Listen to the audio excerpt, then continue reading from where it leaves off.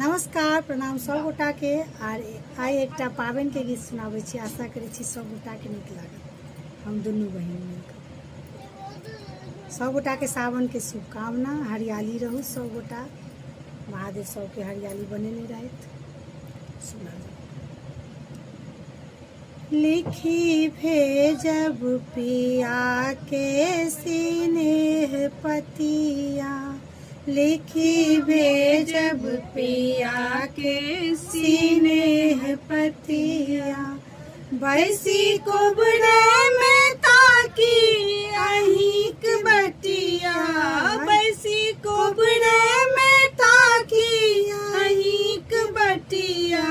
लिखी भेजब पिया के स्नेह पतिया, लिखी भेजब पिया के स्नेह पतिया। आवे